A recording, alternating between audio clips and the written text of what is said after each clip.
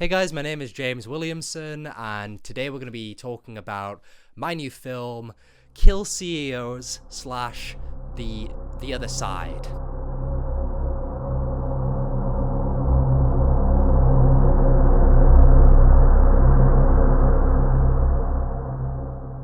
By the time we reach the conclusion of the film, we have this platonic dialogue between two different characters, okay? So we have the devil on one side, and then we also have the priest.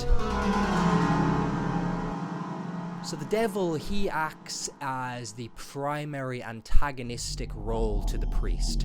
Our entire infrastructure is based upon violence. There will be nothing without it. While she represents this idea that humanity is perfectible, or at least can be made perfectible through the creation of the perfect society, whether that be a communist utopia, the kingdom of heaven on earth, right, or, the Republic by Plato, he represents the other point of view. He sees humanity as fundamentally violent, so that any attempt to build a sort of society, as the priest describes, would be done through the mechanism of violence and would ultimately succumb to violence. Have you ever, in your high tower, felt rage, anger, jealousy, felt a need to compete? I say, our drive to enslave, to conquer, to rape, and to murder is the result of these precise feelings. To reform the world, you would have to reform life itself. And she responds to that in an interesting way. She says, yes, I hear you. Obviously, the world that we've built today is a one that was built over thousands of years of enslaving and killing one another, but we're here now and we don't really have to do that anymore. What he says to her, and I think this is quite interesting, is he says to her, look, we really just don't have a choice but to do that. The reason that we did that in the first place is because it's what we're programmed to do. The question of the origin of violence, now that's a big question. Okay? It's a question that people have thought about for many, many generations. If you go to your Bible and you open up Genesis chapter 4 and you go to verse 8, we get to the story of Cain and Abel, which is this story of the first murder. Cain said to his brother Abel, "Let us go out to the field." And when they were in the field, Cain rose up against his brother Abel and killed him. So, at least according to this story, we're not only the descendants of Adam and Eve, who were of course the first sinners, we're also the descendants of Cain. Abel didn't have any kids, he was fucking killed. And it's from him that we inherit this capacity for murder. The first predator on Earth existed about 560 million years ago.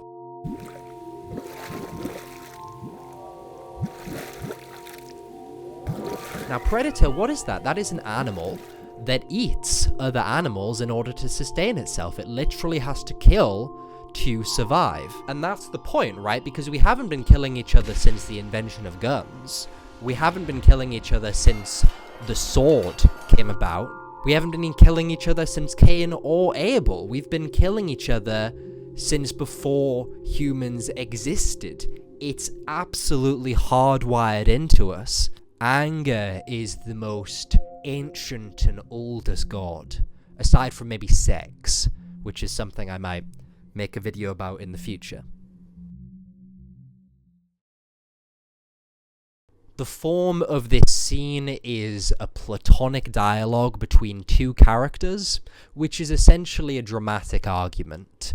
And I would say there's maybe a reason that we don't see it in film too often. Because when you make a film, what they tell you is they say, look, you've got to show, don't tell. And, well, this scene is a lot of tell. And I think that would probably take away from it if it wasn't for the the visuals that are presented and the aesthetic, which I think is something that people really appreciate about this film and why it's done so well.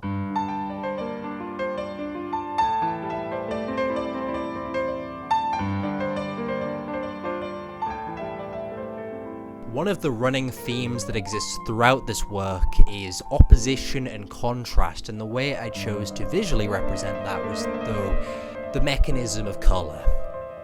Now, if we look at Act 1, what we'll notice is that at maximum there's maybe about 3 different colours on screen. The primary colours are red and green, and the reason that I chose this is because they are actually opposite to one another on the colour wheel. We established this theme in the first shot with the red spiral, which I actually have behind me here, and yeah, we just continue up until Act 2, when it switches to red and blue, which I actually regret as a choice.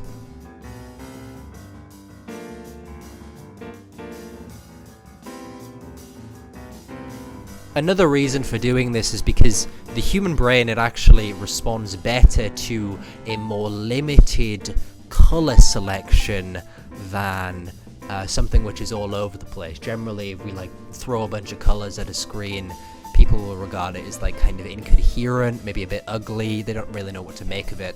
Whereas if you limit your selection, people tend to prefer that. I actually got the idea from some old comic books that I found at my parents' place. Now, what I noticed about these comics was that, unlike contemporary comics, where you have all of it in color, or maybe something like manga, where none of it's in color, these older comics, they had an interesting color palette insofar as they would have color, but like only one, and it would only be on like half of the character. Now, they probably did this just to save money, but I thought it was super fucking cool.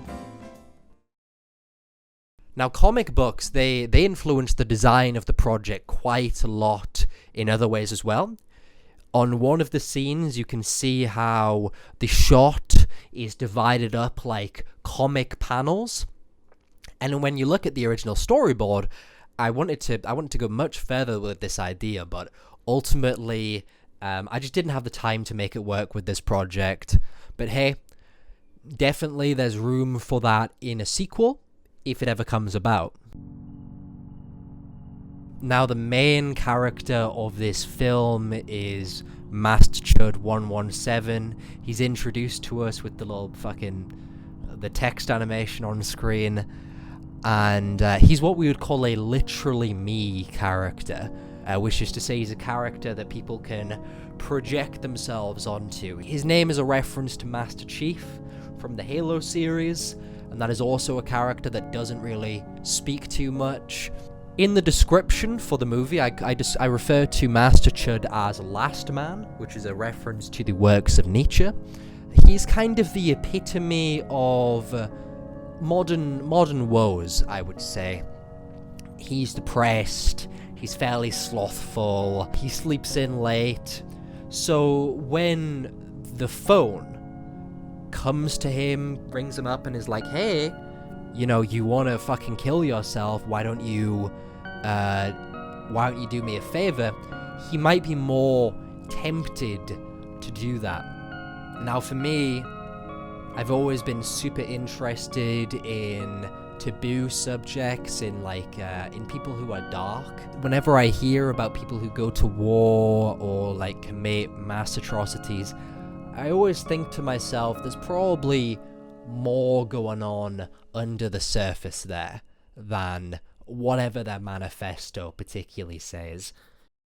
The plotline of the phone coming to Master Chud is quite reminiscent of Cruelty Squad and Hotline Miami, which are both great surrealist games. We have other visual references in here. At one point, there is a painting shown on the screen that says I Love Earth, which is a direct rip from a TV show I used to like as a kid. It was called 𝔬𝕗𝕬𝕬. It was about a little cartoon alien that came down to Earth and tried to take over the planet, but he was just so very bad at it.